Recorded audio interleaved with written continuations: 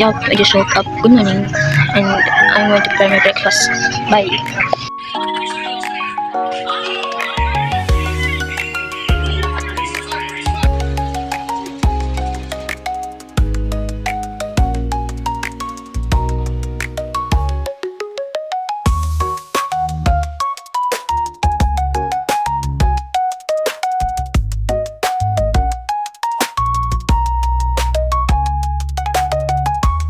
Init.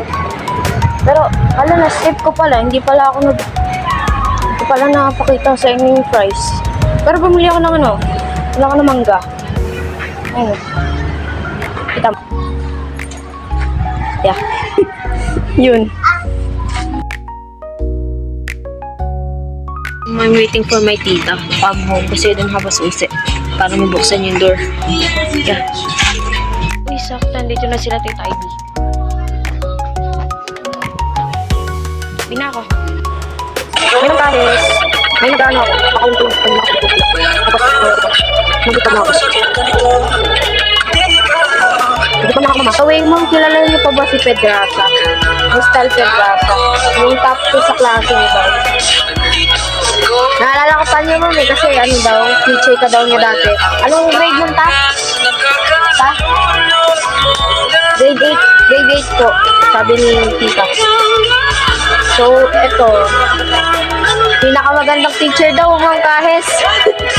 Tinanong niya kung maganda ka pa rin, ma'am, kaya sinabi ko maganda ka.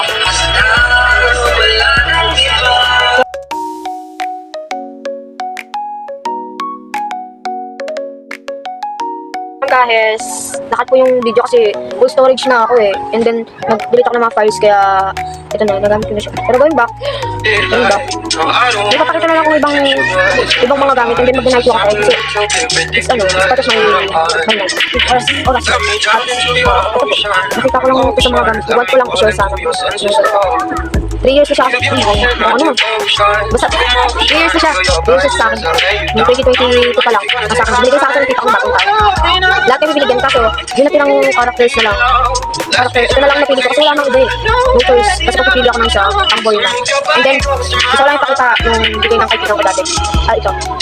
Yung tulips na ginawa niya. Tapos, gawa niya ito sa bamboo stick, and then nagtahi siya ng, ano tawag dito? Basta, nagtahi siya ng tali. And then, ito, meron pa ako dito eh.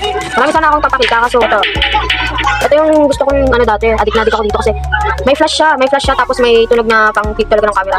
Kaso nasira siya kasi, ewan, na-stuck na sa gamit ko. Nakalagay kasi ito sa box, tapos, nakita ko yung mga gamit ko, sayang naman kung itatapon ko, kaya i-sell ko na lang sa inyo. I-sell ko na lang sa inyo to, piso.